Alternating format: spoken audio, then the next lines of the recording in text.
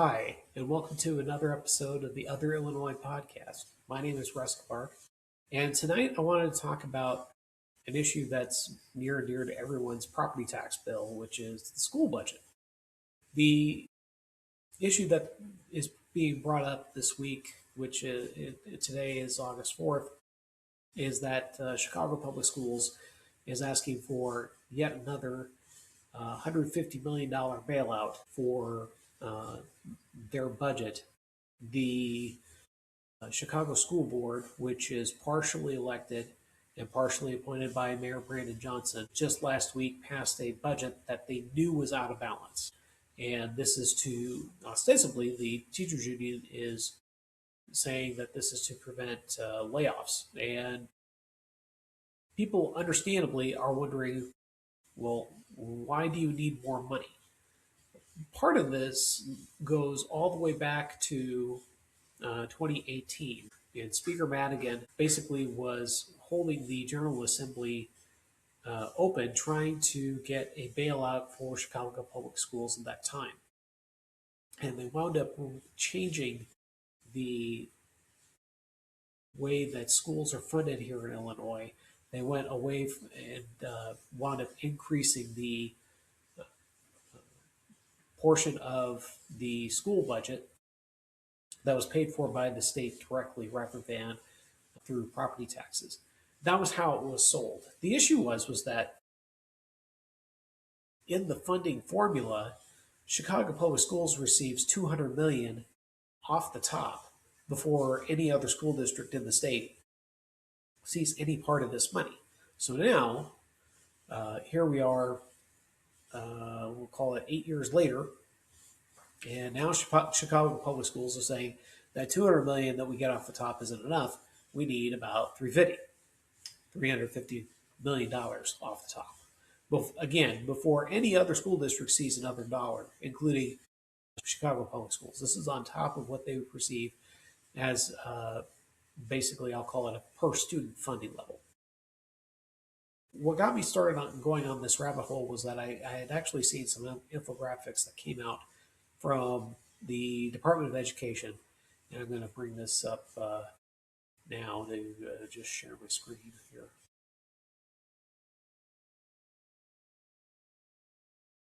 And what caught my attention was that here in Illinois, it says that we're paying about $25,000 per pupil in K through 12 education from 22 and 23. Now, this is a pretty high number, and I know that a lot of school districts around the state were receiving federal COVID money at that point in time. And the idea behind the COVID money was actually fairly decent. The idea was to give schools funding so that they could go and make major repairs, renovations, or build new schools while schools were doing remote learning for 2020. So, not a bad idea. And Chicago received over $1 billion of COVID money. Well, the issue is now is that they went and spent it on adding additional personnel. And they already have a number of school buildings that are not being used. I think the press has been full of reports on that. But when you spend money on people, you should be having an increased enrollment to provide additional services to students, and we'll get to that later. But the actual school age population in the state of Illinois is falling fairly dramatically. Um, so between 2014 and the fall of 2024, Illinois has lost 10% of its K through 12 enrollment. And this, obviously, as you can see here, there's a lot of states in gray. Gray is definitely where you don't want to be. You've got a falling population of children in your K through 12 system. So, not demographic wise, it's definitely not a place to be. Now, this is a portion of state revenues that are provided for K through 12 education as a portion of their total budget. So this isn't how much we're spending on education at a state level in proportion to what the state budget is. It's basically if you have a school district on the average, according to this infographic, 35% of your budget comes from the state rather than, let's say, through property taxes or federal programs. And then, according to the infographic, 44% of property tax revenues is makes up the school budget. So I kind of went down this rabbit hole because if we know that we've lost 10% of our students over the past 10 years, uh, what's what what's the need here to increase funding, and particularly for Chicago Public Schools, which has continued to lose enrollment? So let's just bring it up here right now. So I want to do a comparison between Chicago Public and the rest of Cook County. Now, uh, I don't typically like talking about Cook County because this is the other Illinois podcast where we don't talk about Cook County. But stick with me here. I'll get this at the end here. So the population split between Chicago Public and the rest of the school districts in Cook County was about half and half, and that falls out here. They're pretty close. And property tax revenues, 51% in by Chicago Public, and then in 68.8% in suburban Cook County. And this has proven out to be the case because we've seen massive property tax increases across the state, but especially in suburban Cook County, it's gotten pretty terrible. So under the new formula,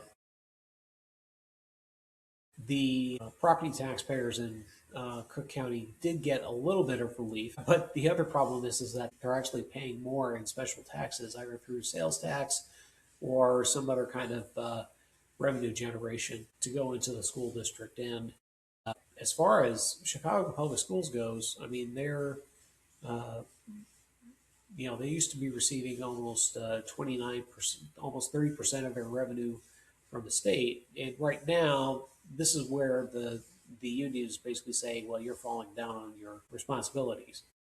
They're now receiving basically 25% of the revenue from the state. But here's the issue.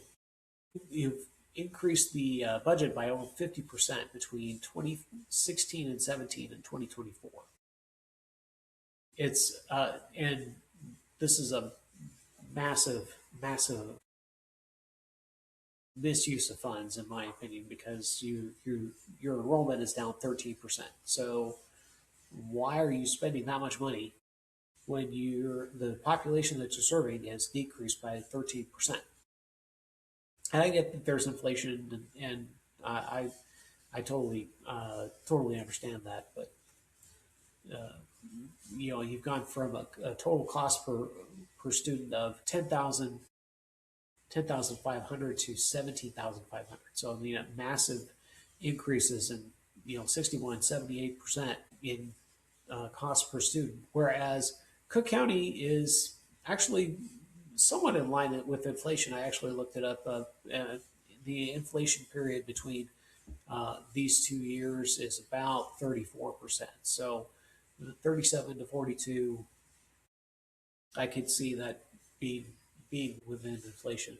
The worrisome part, and this is going to be something that comes through in a lot of the slides, is that we've still got a very large increase in the portion of a school district that is receiving their money from the federal government. Now, granted, these areas tend to get more than the rest of the state, but uh, what would happen if there was a cut in the federal education programs, and suddenly these portions of federal funding went back to 13 and 5% from where they are from 19 and 9? Well, the property tax payers are basically going to start picking up the tab again. So It's certainly something that I don't want to see here in Illinois. So these are the collar counties, and this is where they were in 2016, 2017. As you can see,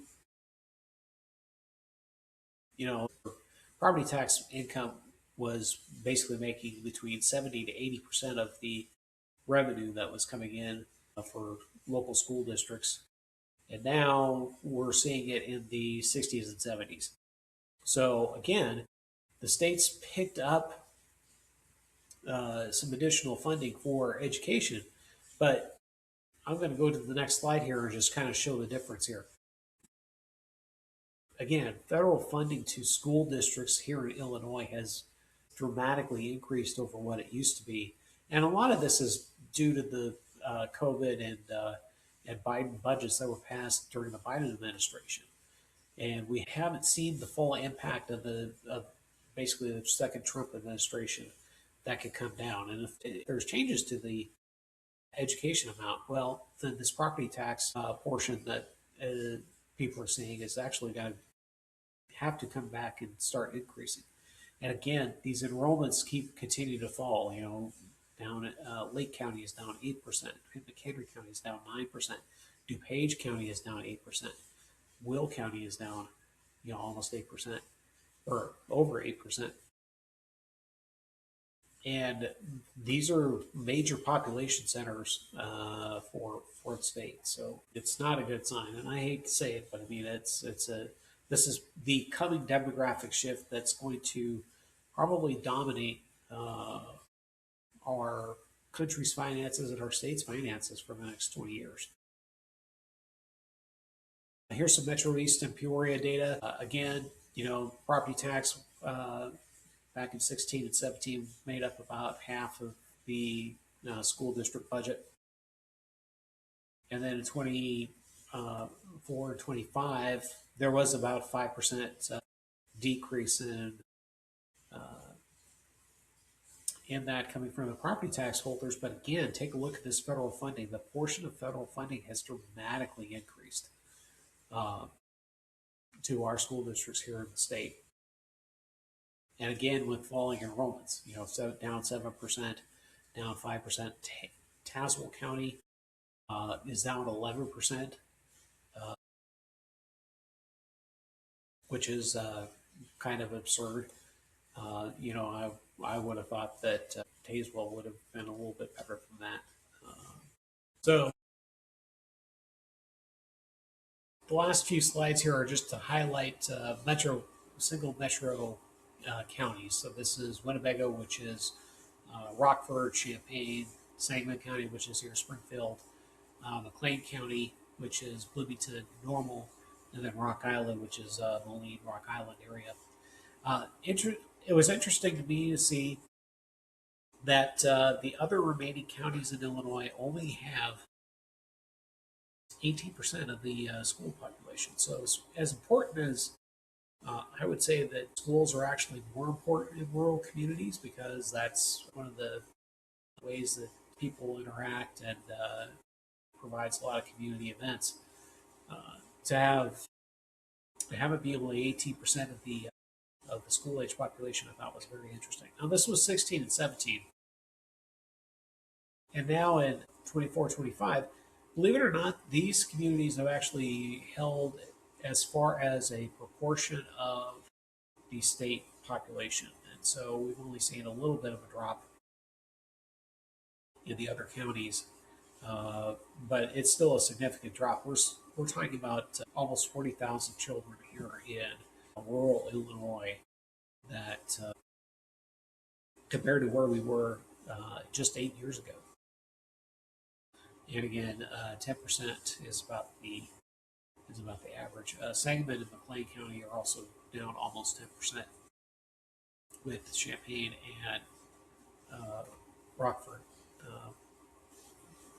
at least treading water. Which, when the rest of the state is down 10%, and your population is holding steady, you're actually doing better demographically than other places. So one other question that I came up with, well, let's look at it versus what other large schools are doing. Because obviously, when you take a look at a countywide average, you've got a lot of what may be rural public school districts, and then, or you may have one or two large districts in that county that kind of dominate things. So I wanted to compare this with other large school districts. As large uh, as was defined by the state of Illinois was roughly about 2,000 students or so or more under the old rubric. So I just kind of compared those, made an average. And what's been interesting is that the property tax burden has fallen. Again, look at this federal funding. We've had a massive increase in federal funding to larger public school districts.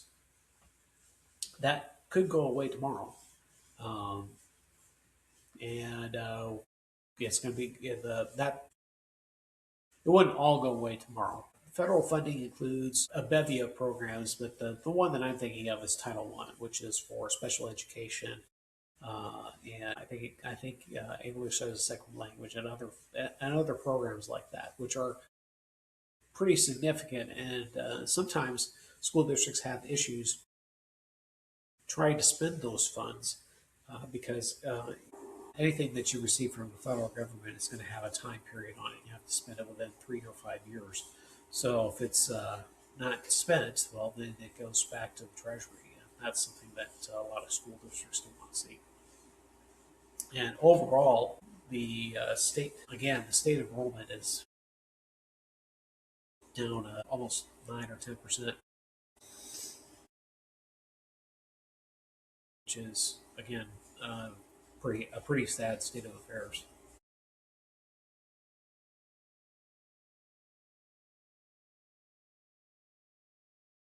So you may be sitting there thinking, well, what can I do? You should definitely call the Illinois House Rep and Illinois State Senator, especially the state senator.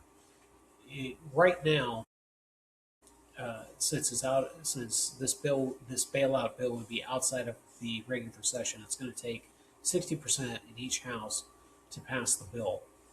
And Speaker Welch came out today on August 4th and said that he would get this bill done. The unfortunate thing for us is that he's got to get the Senate to agree to that. And there's a lot of downstate Democratic senators that are going to look at this and say, why are we bailing Chicago public schools out again?